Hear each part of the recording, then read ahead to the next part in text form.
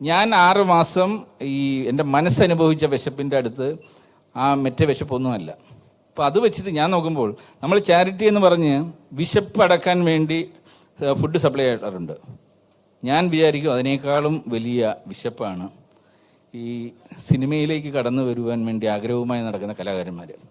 അവരെ കൈപിടിച്ച് കയറ്റാൻ ഒരു മാർഗമോ വഴികാട്ടികളോ ഇല്ല. അതിനുവേണ്ടിയാണ് ഞങ്ങൾ എല്ലാ വർഷവും ഒരു സിനിമ ചെയ്യുന്നത്. അതിലൂടെ മാക്സിമം ആൾക്കാരെ സിനിമാ രംഗത്തിലേക്ക് കൊണ്ടുവരിക, അവരെ ഐഡൻറ്റിഫൈ ചെയ്യുക, അങ്ങനെയുള്ള പ്രോസസ്സിൻ്റെ ഭാഗമായിട്ടാണ് ഈ ചിത്രങ്ങൾ ഉണ്ടാകുന്നത്.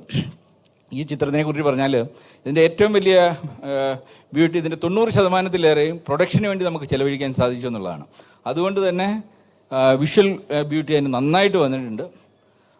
പിന്നെ ഇതിൻ്റെ പിന്നിൽ വർക്ക് ചെയ്യുന്നവർ മിക്കവാറും ഈ അപ്കമിങ് ആർട്ടിസ്റ്റുകളെല്ലാം ടെക്നീഷ്യന്മാരും അവരെല്ലാവരും മറ്റൊരു തൊഴിലിൽ നിൽക്കുന്നവരാണ്. അവരുടെ ഡ്രീമാണ് സിനിമയിലേക്ക് വരാനുള്ള ചവിട്ടുപടിയാണ് നമ്മൾ കൊടുക്കുന്നത്. ഇന്ന് ഇതിൻ്റെ ഡയറക്ടർ ആരോൺ ആക്ച്വലി ഖത്തറിലാണ്. അദ്ദേഹം ജോബ് ചെയ്തുകൊണ്ടിരിക്കുകയാണ്. അതിനിടയ്ക്കാണ് അദ്ദേഹം ഇത് ചെയ്തിരിക്കുന്നത്. വിയാൻ ഇതിനകത്ത് മെയിൻ ക്യാരക്ടർ ചെയ്യുന്നത്. വിയാൻ ഇവിടെ നമ്മളുടെ ഓഫീസിൽ വർക്ക് ചെയ്യുന്നതാണ്. അദ്ദേഹം ഇപ്പോഴും പല സിനിമകളിലും അഭിനയിക്കുന്നുണ്ടെങ്കിലും മറ്റു ജോബ് ചെയ്യുന്നുണ്ട്. ഇന്ന് ഞങ്ങൾ കലാനിലയം ഏറ്റെടുത്തു. കലാനിലയത്തിൻ്റെ കൺസെപ്റ്റ് അത് തന്നെയാണ്. ഒരു കലാകാരനും ജീവിതത്തിൻ്റെ 90% വെറുതെ വേസ്റ്റ് ചെയ്തിട്ട് 10% വർക്ക് ചെയ്യുന്നത് മാറ്റിയിട്ട് ഒരു ദിവസം 8 മണിക്കൂർ മറ്റു തൊഴിൽ പോലെ ഏതെങ്കിലും തൊഴിലിൽ ഇടപെടണം. അത് മറ്റു തൊഴിൽ സിനിമയിൽ അഭിനയിക്കുന്നവർ മറ്റു തൊഴിൽ ചെയ്യാൻ പാടില്ല എന്നെങ്ങും പറഞ്ഞിട്ടില്ല. അപ്പോൾ ആ ഒരു കൺസെപ്റ്റിലാണ് നമ്മൾ ഈ കൾച്ചർ ഡെവലപ്പ് ചെയ്ത് കൊണ്ടുവരുന്നത്. അതിനുവേണ്ടി അതിൻ്റെ ഒരു തുടക്കം എങ്ങനെയാണെന്ന് ചോദിച്ചാൽ, കഴിഞ്ഞ വർഷം ഞാനൊരു ആയുർവേദ ട്രീറ്റ്മെൻറ്റിൽ നിൽക്കുമ്പോൾ അരുൺ ഒരു ഷോർട്ട് ഫിലിമുമായിട്ട് വരികയാണ് എന്നെ കാണിക്കുവാനായിട്ട്. ആ ഷോർട്ട് ഫിലിം കണ്ടു തൊട്ടേ എനിക്ക് മനസ്സിലായി ഈ വ്യക്തിയിൽ ടാലൻ്റ് ഉണ്ട്. കാര്യം ടാലൻറ്റ് കനോട്ട് ബി ഇൻജക്റ്റഡ്. അത് നിങ്ങൾക്ക് സിനിമ ചെയ്യാനുള്ള ടാലൻ്റ് ഉണ്ടെങ്കിൽ അത് ഒരു ഷോർട്ട് ഫിലിം മതി. ഒരു 2 മിനിറ്റ് അല്ലെ 1 മിനിറ്റിൻ്റെ വീഡിയോ കണ്ടാലും നമുക്കറിയാം ആ ടാലൻറ്റ് അതിൽ റിഫ്ലക്റ്റ് ചെയ്യും. ഞാൻ ആദ്യം ചോദിച്ചത്, ഈ ഷോർട്ട് ഫിലിം കണ്ടിട്ട് ചോദിച്ചത്, നിങ്ങൾ എന്തിന് ഈ ഒരു കൺസെപ്റ്റിനെ ഒരു ഷോർട്ട് ഫിലിമിൽ ഒതുക്കണം? നിങ്ങൾക്ക് ടാലൻ്റ് ഉണ്ട്, why can't you make it as a movie? അങ്ങനെയാണ് ഈ മൂവിയുടെ തുടക്കം. അത് നന്നായിട്ട് അവർ ചെയ്തു. പറഞ്ഞ ബഡ്ജറ്റിൽ തന്നെ അവർ ചെയ്ത് തീർത്തു. വളരെ പിടി. അതാണ് എനിക്ക് ഏറ്റവും ഇഷ്ടപ്പെട്ടത്. 90%-ലധികവും പ്രൊഡക്ഷന് വേണ്ടി സ്പെൻഡ് ചെയ്തപ്പോൾ നല്ലൊരു പ്രോഡക്റ്റ് ഉണ്ടാക്കി. ഇനി അതിനെ മാക്സിമം ജനങ്ങളിലേക്ക് എത്തിക്കുവാനുള്ള ഉത്തരവാദിത്വം ഞങ്ങൾക്കാണ്. അതിനുള്ള ശ്രമമാണ്. അതിന് തീർച്ചയായിട്ടും ഇന്ന് ഇവിടെ വന്ന മീഡിയകളോടൊക്കെ നന്ദി പറയുന്നു. കാര്യം ഒരു ചെറിയ സിനിമയാണ്, ഒരു വലിയ ബഡ്ജറ്റ് ഒന്നുമല്ല. പക്ഷേ ആ ചെറിയ സിനിമയ്ക്ക് വേണ്ടി നിങ്ങൾ മീഡിയക്കാരെല്ലാം ഇവിടെ എത്തിയതിൽ വളരെ സന്തോഷം. മലയാള സിനിമയെ റെപ്രസെൻ്റ് ചെയ്ത് നമ്മുടെ പ്രിയപ്പെട്ട സിബി സാറും പത്മ സാറും ഇവിടെ വന്നിട്ടുണ്ട്. നിങ്ങൾക്ക് നന്ദി പറയുന്നു. അപ്പം ഇനി ഈ സിനിമയുമായി പ്രവർത്തിച്ചവരുടെ ശബ്ദമാണ് കേൾക്കേണ്ടത്. ഒപ്പം ലെജൻഡ്സായ ഈ ഡയറക്ടേഴ്സ് അവർ കണ്ട വിഷ്വലിനെ കുറിച്ചും അവരും സംസാരിക്കുക. Thank you.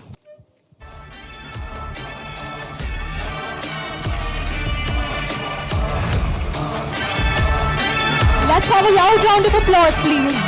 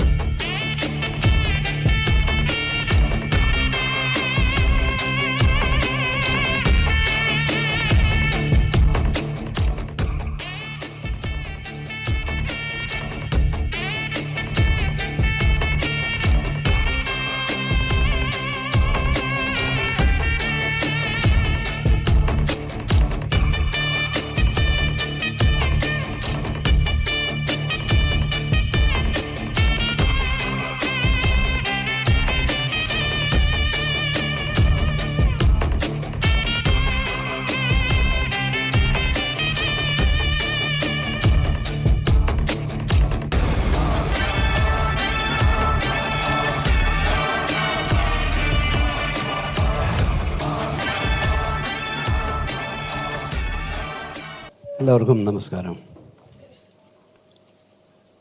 സോഹൻ റോയിയെ പരിചയപ്പെട്ട കാലം തൊട്ട് എനിക്ക് മനസ്സിലായ ഒരു കാര്യം, അദ്ദേഹം ഒരു മറൈൻ എഞ്ചിനീയർ മാത്രമല്ല, ഒരു ബിസിനസ്സുകാരൻ മാത്രമല്ല, അതിനേക്കാൾ ഉപരിയായിട്ട് അദ്ദേഹം ഒരു കലാകാരനാണ്. കാരണം മറൈൻ എഞ്ചിനീയർ ആകാനോ അല്ലെങ്കിൽ ബിസിനസ്സുകാരനായിട്ടൊക്കെ ഒരു ജന്മസിദ്ധമായ കഴിവാണെന്നല്ല. പക്ഷേ ഒരു കലാകാരൻ എന്ന് പറയുന്നത് ജന്മസിദ്ധമായ ലഭിക്കുന്ന ഒരു കഴിവാണ്. അത് ധാരാളമായി അദ്ദേഹത്തിനുണ്ട് എന്നുള്ളത് എനിക്ക് ബോധ്യമായത് അദ്ദേഹം എഴുതുന്ന ചില കവിതകൾ വായിക്കുമ്പോഴാണ്. പലപ്പോഴും എനിക്ക് അയച്ചു തരാറുണ്ട്, അല്ലെങ്കിൽ മറ്റ് പല സോഷ്യൽ മീഡിയയിലൊക്കെ അത് കാണാറുണ്ട്. വളരെ കാലികമായ വിഷയങ്ങളെക്കുറിച്ച് അതിമനോഹരമായിട്ട് എഴുതുന്നത് ഞാൻ ശ്രദ്ധിക്കുന്നുണ്ടായി. അപ്പോൾ അത് ആ ഒരു കഴിവ് ഉള്ള ആൾക്ക് ഒരിക്കലും ഏത് ബിസിനസ്സിൽ പോയാലും ഏത് തൊഴിലിൽ പോയാലും തിരിച്ചിങ്ങോട്ടേക്ക് മടങ്ങി വരാതിരിക്കാൻ കഴിയുകയില്ല. ഇതിനു മുമ്പ് അദ്ദേഹം ഒരു സിനിമ സംവിധാനം ചെയ്തു.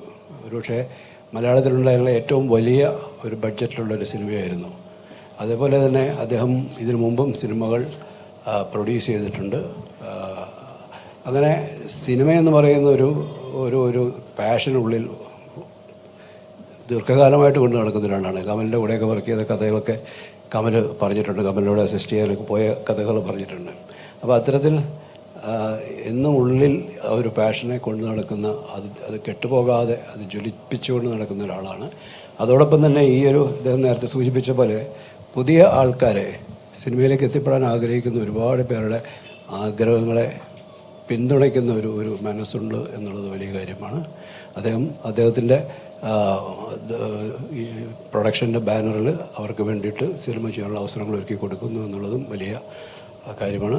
ഈ ഒരു സിനിമ ഇന്ന് നമ്മൾ കണ്ട വിഷ്വൽസ്, പാട്ടുകൾ എല്ലാം തന്നെയും ഒരുപക്ഷെ ഒരു വലിയ വിജയം അർഹിക്കുന്ന ഒരു സിനിമയ്ക്ക് വേണ്ടി ഉള്ള ഒരു ഒരുക്കം പുറകിൽ നടക്കുന്നു എന്നുള്ളതാണ്. അല്ലെങ്കിൽ അത് പൂർത്തീകരിച്ച് കഴിഞ്ഞിരിക്കുന്നു. അത് തീർച്ചയായിട്ടും ഈ സിനിമ തിയേറ്ററുകളിലേക്ക്, പ്രേക്ഷകരിലേക്ക് എത്തുമ്പോൾ അതിനർഹിക്കുന്ന വിജയമുണ്ടാകട്ടെ എന്ന് ആഗ്രഹിക്കുകയും പ്രാർത്ഥിക്കുകയും ചെയ്യുന്നു. നന്ദി. Good evening.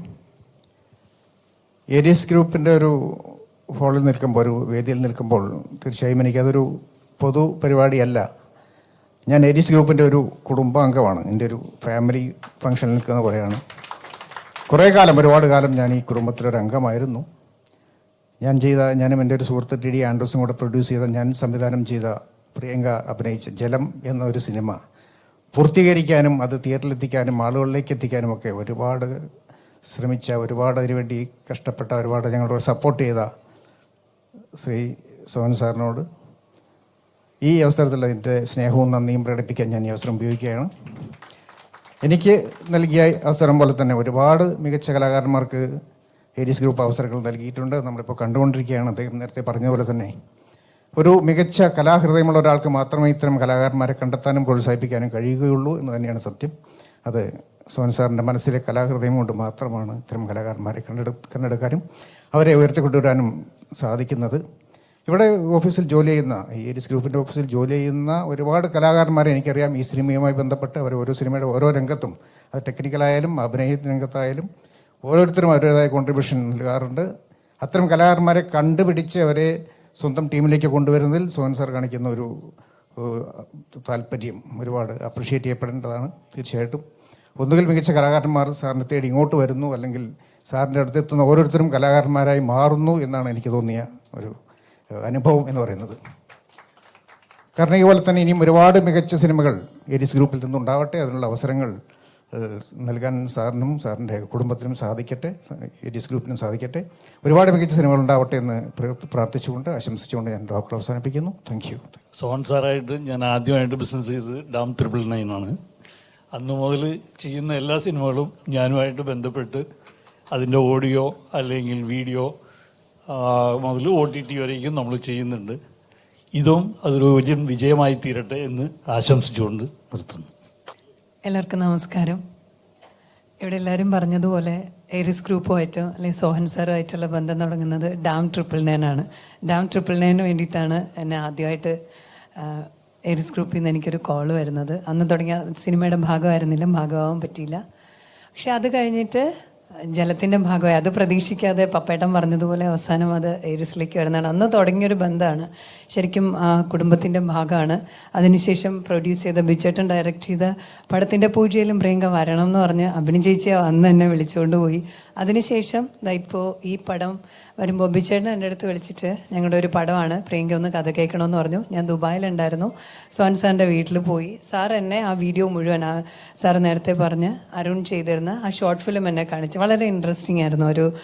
ഒരു നല്ലൊരു ത്രെഡ് വളരെ കുറച്ച് സമയം കൊണ്ട് വളരെ മനോഹരമായിട്ട് ചെയ്തു വെച്ചു. അപ്പോൾ എന്നോട് പറഞ്ഞൊരൊറ്റ കാര്യമാണ്, കുറച്ച് പുതിയ ചെറുപ്പക്കാരാണ്, അത് സിനിമയെ ഭയങ്കര ഇഷ്ടപ്പെടുന്ന ഒരു കൂട്ടം ആൾക്കാർ. ഇതൊരു കുഞ്ഞു സിനിമയാണ്, പക്ഷെ അത് അത് സപ്പോർട്ട് ചെയ്ത് നല്ല രീതിയിൽ കൊണ്ടുവരാൻ ഞാൻ ആഗ്രഹിക്കുന്നു. കാര്യം അവരെ സംബന്ധിച്ചിടത്തോളം ഈ ഒരു കൂട്ടം ചെറുപ്പക്കാർക്ക് ഇത്തരത്തിലുള്ള ഒരു സിനിമ പുറത്തുവന്ന ഒരുപാട് പേർക്ക് അത് സിനിമയിലേക്കുള്ള ഒരു വലിയ അവസരമായിരിക്കും, അവർക്ക് വേണ്ടിയിട്ടുള്ള ഒരു വലിയ വാതിലായിരിക്കും തുറക്കുന്നതെന്ന് പറഞ്ഞു.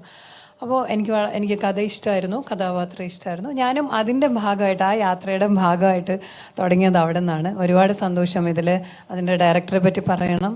തീർച്ചയായിട്ടും അരുൺ സിനിമയുമായിട്ട് ബന്ധമുള്ള ഒരാളല്ല. അദ്ദേഹം ഒരു MRI ടെക്നീഷ്യനല്ലേ സർ, ഖത്തറിൽ അദ്ദേഹം വർക്ക് ചെയ്യുന്ന ഒരു MRI ടെക്നീഷ്യനാണ്. അദ്ദേഹം നല്ലൊരു മ്യൂസീഷ്യനാണ്. നിങ്ങൾ പാട്ടുകളൊക്കെ കേട്ടു. അപ്പോൾ എനിക്ക് ഏറ്റവും ഇഷ്ടപ്പെട്ടത് അതിൽ പെട്ടെന്ന് തന്നെ അരുൺ ഇങ്ങനെ പാട്ടുകളൊക്കെ ചെയ്യും, എല്ലാം ചെയ്യും കേട്ടോ, എഡിറ്റിംഗ് ചെയ്യും, എല്ലാം വളരെയധികം ഇൻട്രസ്റ്റോട് കൂടി ചെയ്യുന്ന ഒരാൾ. അപ്പോൾ ഞാൻ വിചാരിച്ചു ഇത്രയും ഭയങ്കര പാഷനേറ്റ് ആയിട്ടുള്ള ഒരു വ്യക്തി, അപ്പോൾ ആ ഒരു യാത്രയുടെ കൂടിയ ഒരാളാണ് ഞാൻ. അത് തീർത്തും പറയുന്നു, ഒരു കുഞ്ഞ് നല്ല സിനിമയാണ്, മനോഹരമായിട്ടുള്ളൊരു ത്രെഡാണ്. അപ്പോൾ ആ ഒരു പരിമിതിക്കുള്ളിൽ നിന്നിട്ട് ചെയ്യാൻ പറ്റുന്നിടത്തോളം ഒരു കൂട്ടമായിട്ട് എല്ലാവരും ചെയ്തിട്ടുണ്ട്. എല്ലാവരും അതിൽ വർക്ക് ചെയ്ത ഓരോരുത്തരും തീർച്ചയായിട്ടും അപ്രീഷിയേറ്റ് ചെയ്യുന്നു. ആൻഡ് നിങ്ങൾക്ക് എല്ലാവർക്കും ഒരു വലിയ വാതിലിൻ്റെ തുടക്കം. അനീഷ് എല്ലാവരും ഉണ്ട് ഇവിടെ. വിയാൻ, എനിക്ക് വിപിന്നെ അറിയില്ല കേട്ടോ, പിന്നീടാണ് അത് വിയാനായത്. കാര്യം ജലം തൊട്ടുള്ളൊരു ബന്ധമാണ്. പിന്നെ എടുത്തു പറയേണ്ടത് പപ്പേട്ടനാണ്. കുറേ നാളിന് ശേഷമാണ് കേട്ടോ പപ്പേട്ടനെ കാണുന്നത്. ഈ വേദി ഇവിടെ വന്ന് നിൽക്കുമ്പോൾ എനിക്ക് ഓർമ്മ വന്നത് ഇതുപോലെ IMA ഹാളിലാണെന്ന് തോന്നുന്നു നമ്മൾ ജലത്തിൻ്റെ ഒരു ഓഡിയോ റിലീസ് നടത്തിയതാണ്. എൻ്റെ കരിയറിലെ എനിക്കൊരുപാട് ഇഷ്ടപ്പെട്ട കഥാപാത്രങ്ങൾ ഞാൻ എപ്പോഴും ചേർത്ത് വയ്ക്കുന്ന ഒരു കഥാപാത്രമാണ് ജലത്തിലെ സീതാലക്ഷ്മി എന്ന് പറയുന്നത്. അപ്പോൾ അത്തരത്തിലുള്ളൊരു സിനിമ. അപ്പോൾ എനിക്ക് പപ്പേട്ടനാണെങ്കിലും സോഹൻ സാറാണെങ്കിലും ഒക്കെ എൻ്റെ കരിയറിൻ്റെ ഈ യാത്രയിൽ എനിക്കൊരിക്കലും ഞാനിങ്ങനെ വളരെ സന്തോഷത്തോടു കൂടി ചേർന്ന് നിൽക്കുന്ന വ്യക്തികളാണ്. അപ്പോൾ ഇങ്ങനൊരു വേദിയിൽ നിൽക്കാൻ പറ്റുന്നതിൽ ഒരുപാട് സന്തോഷം. സിബി സാർ, ഒരുപാട് സന്തോഷം. ഈ വേദിയിലേക്ക് അങ്ങയുടെ ഒരു പ്രസൻസ് എന്ന് പറയുന്നത് തീർച്ചയായിട്ടും വളരെ വളരെ വലുതാണ്. എന്നിവിടെ നിൽക്കാൻ കഴിഞ്ഞാൽ ഒരുപാട് സന്തോഷം. മീഡിയ, നിങ്ങൾക്ക് എല്ലാവർക്കും ഒരുപാട് നന്ദിയുണ്ട്. ഇത്തരത്തിൽ ഞങ്ങളുടെ ഇങ്ങനെ ഒരു പടത്തിനെ സപ്പോർട്ട് ചെയ്യുന്നതിന് തുടർന്നും നിങ്ങളുടെ എല്ലാ പേരുടെയും സപ്പോർട്ട് ഉണ്ടാവണം. ഈ ഒരു കുഞ്ഞു ചിത്രത്തിനെ വിജയിപ്പിക്കണം. അത് തീർച്ചയായിട്ടും ഒരു കൂട്ടം ചെറുപ്പക്കാരുടെ സിനിമയോടുള്ള ഒരു ഭയങ്കര ഒരു അഭിനിവേശമാണ്. അത്തരത്തിലുള്ള സപ്പോർട്ടിന് ഒരുപാട് നന്ദി.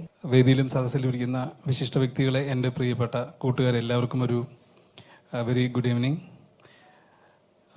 പ്രിയങ്ക നേരത്തെ പറഞ്ഞ പോലെ വിപിനിൽ നിന്ന് വിയാനിലേക്കുള്ളൊരു ദൂരമാണ് ഇന്നിപ്പോൾ ഇവിടെ കാണാൻ സാധിക്കുന്നത്. പാലക്കാട് നിന്നുള്ള ഒരു ഉൾപ്രദേശത്ത് സിനിമ സ്വപ്നം കണ്ടു നിന്ന എന്നെ 12ഓളം സിനിമ ചെയ്യാൻ സഹായിച്ചിട്ടുള്ള, അല്ലെങ്കിൽ അതിലേക്ക് പ്രാപ്തനാക്കിയിട്ടുള്ളത്, അതിൽ ദൈവം കഴിഞ്ഞാൽ അടുത്ത എനിക്ക് ഏറ്റവും കൂടുതൽ കടപ്പാടുള്ളത് ഈ സിനിമയുടെ പ്രൊജക്ട് ഡിസൈനറും എൻ്റെ മെൻറ്ററുമായിട്ടുള്ള സോഹൻ റോയ് സാറോടാണ്. അദ്ദേഹമില്ലെങ്കിൽ ഞാനില്ല. അതിനോടൊപ്പം സാർ നേരത്തെ പറഞ്ഞ പോലെ ഞാൻ ഏരീസ് ഗ്രൂപ്പിലൊരു എംപ്ലോയി കൂടിയാണ്.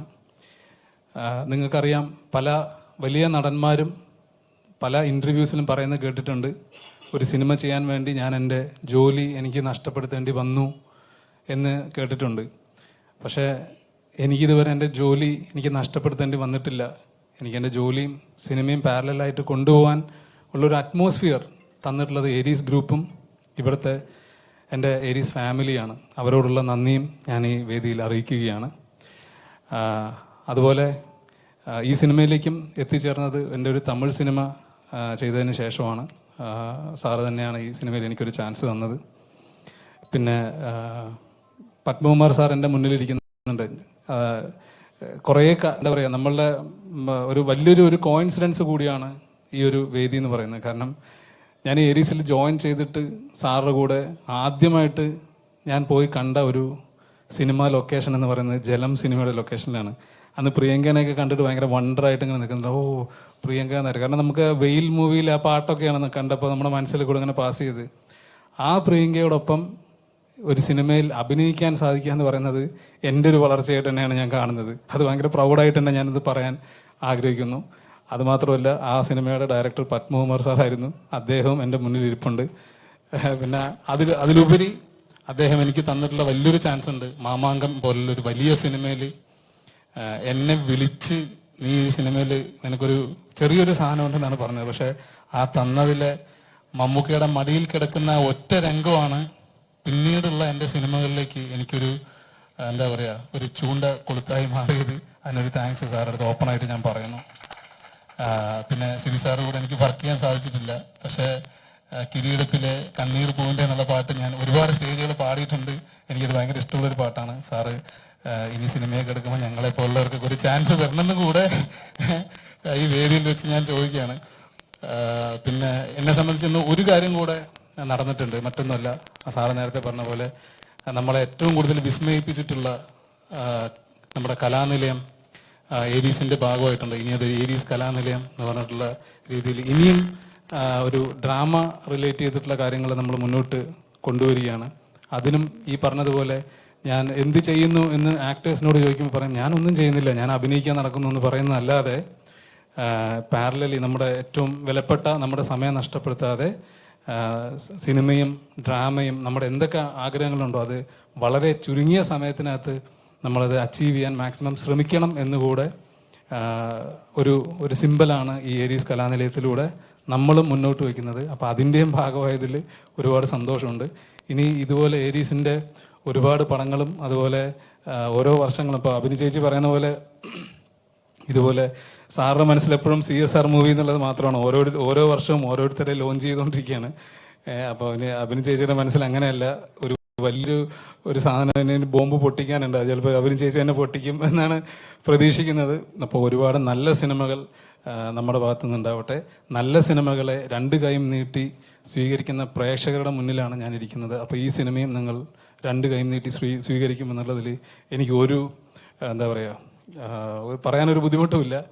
അപ്പോൾ എല്ലാവർക്കും ഒരു നല്ലൊരു സായാഹ്നം നേരുന്നു.